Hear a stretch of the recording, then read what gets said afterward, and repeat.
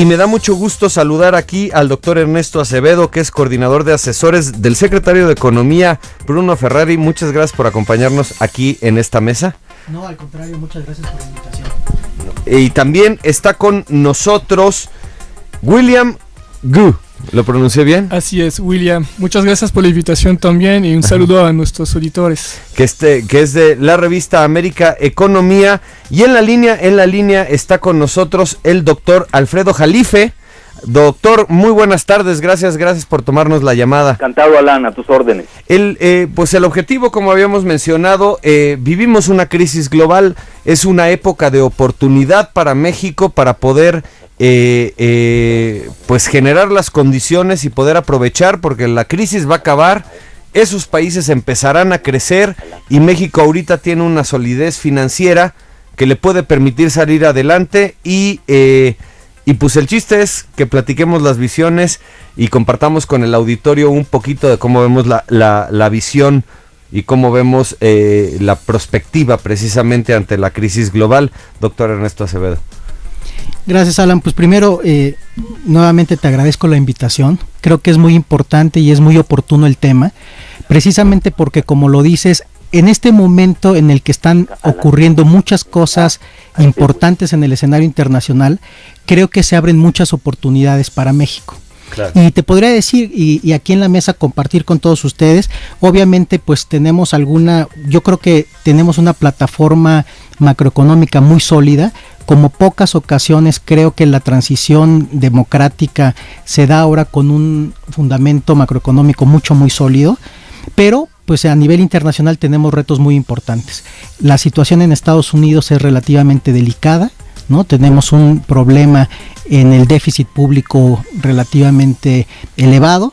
También, obviamente, la situación en Europa requiere una atención en particular. Hay unos países que están realmente pasándola muy mal, ¿no? Tenemos el caso de España, Italia, Grecia, Portugal, por mencionar algunos. Y Suiza ahora que empieza recesión, también, ¿no? en una recesión.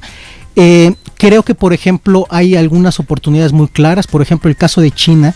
A mí me gustaría comentarles que el hecho de que los salarios en China y la inflación hayan aumentado de una forma significativa hace que los salarios en México sean mucho más competitivos y seguramente eso va a representar un buen impulso para las manufacturas. Y así te podría comentar otros puntos, pero creo que lo que sí tenemos enfrente es una serie de retos y oportunidades. México tiene, creo que, el potencial para aprovecharlos y salir muy bien en el futuro de esta situación. Ok. Doctor Jalife. Sí. Doctor Jalife. Sí, Alan. Pues sobre el mismo tema, la crisis global, viene un momento de oportunidad para México que tiene cierta estabilidad económica frente a Europa, frente a Estados Unidos, países que se van a recuperar. ¿Cuál es la visión de usted y cómo debemos de afrontar esto para que salgamos pues beneficiados precisamente de todo este rollo? Bueno, yo creo que aquí hay un doble abordaje. Primero que nada está el abordaje del pensamiento crítico cartesiano. Claro. Y el otro es el autocomplaciente, cuando uno pertenece a un gobierno o depende de las dádivas de ese gobierno. Pues digo, lo entiendo, pues uno es empleado y tiene que actuar como tal. Pero los que somos críticos cartesianos, es decir, pienso, primero dudo, pienso, luego existo, pues obviamente tenemos abordajes cortoplacistas, medianoplacistas y largoplacistas. En realidad la crisis mexicana ya sucedió, es decir, nosotros llevamos de crisis desde Miguel de la Madrid Hurtado, y todas las crisis que ahora está viviendo Estados Unidos y Europa, los dos lados del Atlántico, nosotros ya las padecimos. Eso es importante recalcarlo. Por eso tenemos alrededor de un 80% de pobres, porque ahora ya nos diluyen a los pobres en dos: los pobres comunes y corrientes y los de miseria extrema, pero hay que sumarlos, ¿no? Porque si no lo suma uno, pues se queda uno en un rubro muy menor. Es decir, no podemos hablar de un modelo exitoso cuando tenemos un índice Gini, y le explico al auditorio qué es el índice Gini. Es el índice que mide la disparidad entre ricos y pobres, que es México, para empezar, hace mucho que no lo entrega, hacen trampa. Yo la última vez que lo vi, espero que el secretario de Economía, que allí está presente, nos diga cuál es el índice de Gini actualizado. Es el coordinador de asesores del secretario. El último índice Gini que vi era en la época de Fox, en el tercer año. Entonces, ahí también por algo lo están ocultando. Y en el índice Gini, México está entre los peores lugares del mundo. Yo me quedé en el antepenúltimo lugar mundial, es decir, al nivel africano, y el peor de Latinoamérica, incluso a nivel de Haití, después de su desastre. Bueno, entonces, aquí, ¿cómo se va a medir? Es decir, ¿a qué nos vamos a ir?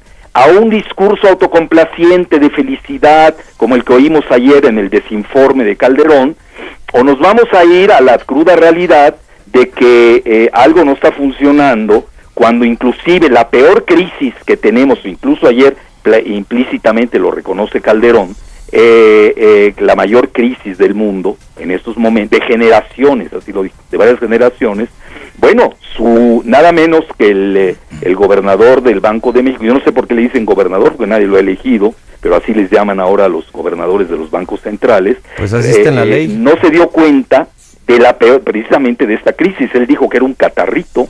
Entonces, obviamente que aquí la cuestión macroeconómica, en qué nos ha beneficiado en estos momentos, que más ni la maneja México. Le digo, es una ilusión creer que México la maneja. Estamos nosotros controlados desde hace mucho por el Fondo Monetario Internacional y por el Banco Mundial. Incluso el mismo Carstens fue formado en la escuela de Chicago, antes en el ITAM, y luego su esposa es estadounidense. Es decir, él depende de intereses estadounidenses, no mexicanos. Ahora, ¿qué sucede? ¿Por qué está en relación a Europa y a Estados Unidos? ¿Por qué México está mejor? Porque las materias primas han subido. Es decir, toda Latinoamérica está muy bien. Vayan a Argentina, está mejor que México. Brasil este año no está tan bien, pero ha tenido años exitosos con Lula y ahora con Dilma Rousseff. Colombia va exitosamente. El índice Gini de Venezuela es excelente. ¿Por qué? Porque han subido las materias primas a nivel mundial, aunque ahorita estén en declive. Y México, pues tenemos mucho petróleo, esa es la realidad, de eso estamos dependiendo, de ahí vienen los ingresos. Es decir, no tiene mayor gracia. Es decir, aquí no hemos encontrado algo novedoso, un invento tecnológico, no hay nada. Es decir, y luego tenemos también la plata, que ha subido mucho, y México es el primer productor mundial. Entonces, depende mucho de qué abordaje hacemos.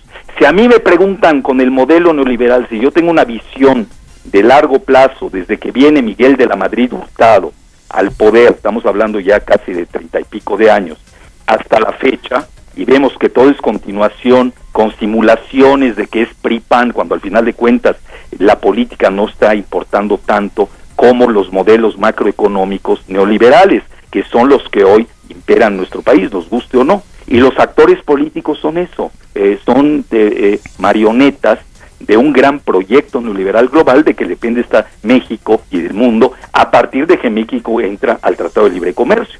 Entonces, yo en resumen diría que las crisis ya las vivimos, nosotros tuvimos el efecto tequila. Ahora vamos a ver cómo acaba este cierre de sexenio, faltan 3 meses, todavía falta. Y ya sabemos que ahorita están vanagloriándose mucho de que todo está maravilloso. Desgraciadamente los cierres de sexenio a veces no son muy buenos. El cierre de Cedillo y Fox fue una excepción, hay que reconocerlo, y en esta ocasión ahorita están dando la pauta prácticamente de entregar el petróleo por métodos indirectos y alternos, y obviamente van a entrar grandes capitales, pero así como entran se van. Ese es el problema de la globalización. Pues sí. A ver, maestro William Gug de América Economía. Sí, mira, para orientar un poco esta práctica a los que son las perspectivas, sí estamos de acuerdo en América Economía que sí hay un esfuerzo a hacer en cuanto a la tasa de desigualdades, ¿no? Que lo es que mide el índice de Gini. Pero por otro lado sí hay que destacar que México está muy bien posicionado como economía dinámica y que hizo muy buen desempeño en el contexto de salida de crisis, ¿no? Hasta que la OCDE, la Organización de la Cooperación y Desarrollo Económico, le posicionó a México en primer lugar en este contexto de post-crisis. Además, el Fondo Monetario Internacional reconoció las buenas políticas públicas de México, que tiene indicadores macroeconómicos sobresalientes, como un crecimiento del Producto Interior Bruto que se que se controla a 4.2% según el Banco de México, un manejo de la tasa de inflación a 3.3% y una deuda pública que se queda a los 30% del PIB. Entonces sí, México está muy bien posicionado, tiene experiencia para enfrentar las crisis, que con su experiencia de la crisis de tequila y etcétera. Y pensamos que, bueno, sí es cierto, tiene muchos desafíos a enfrentar, ¿no? Que va a ser los nuevos objetivos del nuevo presidente electo, ¿no? Pues así es, doctor Acevedo. Sí, de hecho, a mí me gustaría comentar un poco lo siguiente. Creo que uno es decirle al doctor Jalife que el índice de Gini se publica cada 2 años, está en la encuesta de 2008 y la de 2010, entonces probablemente no estuvo atento a su publicación, pero el Coneval lo sacó en su momento y el índice de Gini en 2010 es de 0.48, es decir, es incluso inferior al que estaba en 2008, y te explico por qué se redujo la desigualdad en México. Precisamente porque el efecto de la crisis de 2008-2009 afectó fundamentalmente a los segmentos de la población que más ingreso tenían, y por otra parte las políticas sociales de combate a la pobreza hicieron que esa brecha disminuyera. Entonces esto nada más un poco como anecdotario. Algo que creo que es muy importante y es un poco la visión que tenemos que tener hacia el frente, hacia lo que viene. Hay retos que son fundamentales. Yo creo que una es precisamente la situación de Estados Unidos. La situación de Estados Unidos fundamentalmente nos está presentando un escenario en el que Estados Unidos va a crecer ligeramente menos que lo que ha venido creciendo en los últimos años. Entonces, eso representa un desafío para México, porque como todos ustedes saben, Estados Unidos sigue siendo el destino principal de nuestras exportaciones. Algo que también es muy importante notar es que México es fundamentalmente un exportador de manufacturas. A diferencia de lo que nos comenta el doctor Jalife, que los precios elevados de los insumos han beneficiado a muchos países hermanos de Latinoamérica, en el caso de México no es precisamente la situación, porque México exporta fundamentalmente manufacturas. Entonces creo que el reto es ver qué es lo que está ocurriendo en Estados Unidos, qué es lo que está ocurriendo en Europa, qué es lo que ocurre en China. Una cosa que creo que también va a ser muy importante para el futuro es la negociación del tratado de libre comercio que está negociando México actualmente, que tiene el nombre del Trans-Pacific Partnership. El TPP, por sus siglas en inglés, va a representar el tratado comercial más importante seguramente de los primeros 50 años de este siglo. Creo que es muy importante poner atención en ese tipo de cuestiones, porque de ahí va a depender una gran parte del desempeño económico de México. Algo que es fundamental y que no podemos dejar de mencionar es que México ha mejorado mucho en sus índices de competitividad. Lo tienen varios, el WEF, el Doing Business del Banco Mundial, etcétera. Distintas mediciones reflejan los avances que ha tenido México en competitividad. Pero eso no nos deja a nadie satisfecho, y sabemos que los retos todavía son grandes. ¿En qué tenemos que invertir más? En infraestructura, en educación, en salud. Creo que son pilares fundamentales para que podamos crecer de una manera sostenida y sana en el futuro. Tampoco podemos pretender crecer a tasas muy elevadas que creen desequilibrios macroeconómicos que finalmente terminen con el beneficio del crecimiento. Ok, doctor Jalife. Sí, bueno, primera acotación. La situación de la manufactura es un factor muy alterado y con el que se hace truco, porque no olvidemos que México maquila. Entonces muchas de nuestras entrecomilladas exportaciones son más de las empresas estadounidenses que propiamente nuestras, y esto desgraciadamente hacen trampa con ellas los que manejan la economía nacional, pero esto es desde siempre, no es novedoso. Luego, en lo que se refiere a yo le recomiendo al doctor Acevedo, que lo veo hiperoptimista, bueno, ese es el tono de este sexenio, ¿no? El que él lea el reporte del Banco de México que le da Manuel Sánchez González, le da a la JP Morgan y en el Club de Industriales, y ahí les dice, estoy hablando de un alto funcionario del Banco de México, no estoy hablando de cualquier gente, que creo que sabe mucho más que muchos que dicen que saben. El documento, si no mal recuerdo, se llamaba La economía mexicana en tiempos difíciles. Y no es tan optimista como el doctor Acevedo, ¿no? Como el doctor Acevedo, todo lo contrario, porque él ve ya desde el mes pasado el alza de los alimentos, que obviamente se está pegando brutalmente. Han habido fugas de capitales brutales de las que nadie habla. Yo el dato que tengo es de que salieron más de 15,000 millones de dólares de fuga de capitales en México, de nuestras reservas, precisamente para llenar los agujeros negros de España, sobre todo de la banca Santander y BBVA. Es decir, aquí hay que tener mucho cuidado porque voy a repetir al filósofo clásico, a Pedro Aspe, que además parece le van a dar Pemex, dirección de Pemex, que decía que esto está con alfileres. Y yo así lo veo, porque nosotros tenemos un grave peligro. Dependemos mucho de la economía estadounidense, que ya entró en la fase de recesión. Esas famosas manufacturas que las que alardean, pues obviamente están decreciendo. Ya las remesas están decreciendo también. Y lo único realmente que hay que tomar en cuenta, y eso echa abajo la teoría de que las manufacturas es lo principal, de que los ingresos de México, al menos así se vislumbra en el presupuesto, provienen en 40% del petróleo. Y nos ha beneficiado en forma paradójica que pese a que bajó drásticamente la producción de petróleo al día, nos ha beneficiado pues un precio alto que ha llegado llegó a un pico de 150 y hoy el Brent anda entre 100, 120 moviéndose, lo cual es fenomenal. Es decir, esto le ha dado un gran respiro a la economía mexicana, que veo que no lo quieren aceptar porque aquí es tabú decir que el petróleo es lo que está sosteniendo al país, y obviamente no hay tal eficiencia. Y yo veo ya un modelo clásico que es importante. ¿Cómo puede ser un país que está en el G20, como es el nuestro, que tiene un Producto Interno Bruto del 11º lugar, y cuando vemos no corresponde lo demás de todo nuestro posicionamiento en todos los rubros, es muy mediocre? Yo no sé qué están alardeando. Cuando sale, por ejemplo, la misma cifra de la OCDE, pues somos el último lugar en tecnología.